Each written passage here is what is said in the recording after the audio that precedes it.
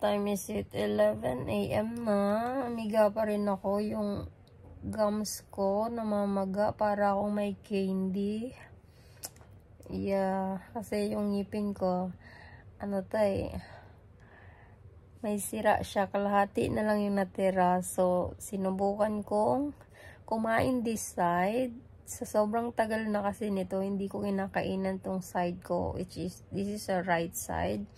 Yeah, kung mapapansin mo, medyo siya. Pag, alam mo yung parang, parang may candy dito sa yung root canal ng aking, is namamaga. So, kagabi, hindi ako natulog. Hindi ako nakatulog until like 3 AM plus. Ang dami kong Panadol na strong, yung strong, for strong, talaga, relief. Hindi, wala siyang effect. 'Di ba yung pag sumakit yung ngipin mo, alam mo yung parang, wala siyang tingling sensation. Alam mo yung tingling, yung parang tinutusok-tusok, pero hindi ganun. Tas yung lahat ng ngipin ko is parang nangingilo. Alam mo yung mapurol? Pagkakain ka, parang ang purol-purol lang ngipin mo. Tas yan nga. Ay, hindi ako, parang nagkaroon ako ng anxiety. Sumakit dito dati, pero hindi ganun na hindi ako nakatulog. So, parang nagutom ako ng bonggang-bongga, pero hinayaan ko lang. So, around, I think, 1 AM, nag-take ako ng gamot. Parang wala pa din. Parang lalong hindi ako nakatulog. So, nung nagising ako lang around 4, alam mo yung parang groggy ka, parang lasing ka na wala kang makita. So, parang ganun. So, nakatulog ako, gumising ako around 6:30 AM. Wala na siyang pain. As in, wala nang pain, pero yung maga niya is parang nag-worse. Alam mo yung, yun nga, yung parang may nakalagay ka na candy dito sa mo. Wala yung maga sa labas, guys, hindi siya obvious, pero under siya ng root ng ugat ng ngipin natin, nandoon siya. So, ngayon, kasi nakausap ko si amo kahapon, gawa ng sinabi ko nga na hindi ako kakain ng pork chop na niluto ko kasi parang masakit nga tong gums ko, yung sa ngipin. So, sabi niya, kailangan ko nang ipa-check. So, syempre, pag napacheck ka dito, ipa-x-ray muna yan bago. Sabi ko, I will wait until mag-subside yung swollen ng aking gums. Kasi, syempre, pag nagpa-check up ka, iba yung bayad doon. Pag nag-subside na yung swollen nito, didiretso na ako sa dentist para i-x-ray nila yan. Tapos, kung ano yung advice nila, kung bubunutin na nila kaagad. Hindi ko na siya hihintayin, ipapabunot ko na kasi para maging malaya na ako sa pagkain ng anong gusto ko. Meron pa akong sira ng ngipin dito, yung pinaka-molar, basta yung bagang natin na malaki sa taas, which is dekada na siya. Nung sumakit to last time, nasa Singapore ako. Ang ginawa ko, nag-boil ako ng Chinese medicine. Simula talaga nun, guys, hindi talaga siya sumakit kahit may butas yan siya dyan na maitim na. Yung buo pa yung ngipin pero may butas siya na pag tinusok ko, hindi naman ganun kalalim. Medyo shallow lang din yung affected, pero syempre yung loob niyan, na yan, sira na yan talaga. Pero hindi siya, wala siyang bawas na crack, may butas lang siya. Ang makikita, ayan, may butas sa gilid. Hindi siya talaga sumasakit kasi dito lang talaga ako kumakain kahit masiksikan pa yan or what. Hindi talaga. So, itong isa kasi, half na lang yung natitira.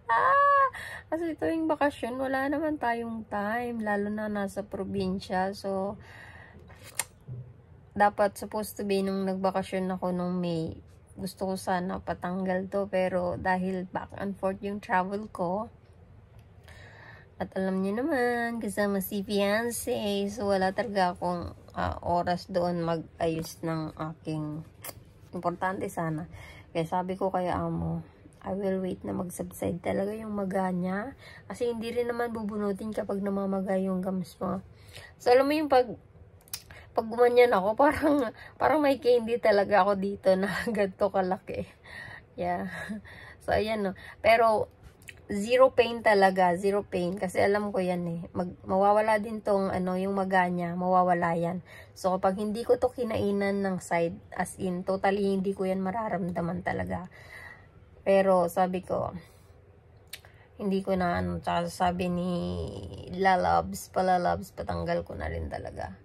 So, I will see kung magkano. Kasi mahal dito eh. At least, I'm not sure. Parang may narinig akong around 800 Hong Kong dollars. So, that is around 5,000 pesos. Isang ngipin lang yan na. Compare naman sa Pilipinas, di ba? Makapagpabunot ka ng 700 pesos. So, okay lang. Kaysa naman mag-suffer ako. So, since hindi nga ako nakatulog kagabi, so sabi ko, pipikit-pikit muna ako. Kasi parang nagkakaroon ako ng anxiety. Yung anxiety is unknown feelings. Parang, so pumikit ako ng saglit. But syempre, maya-maya may tumawag.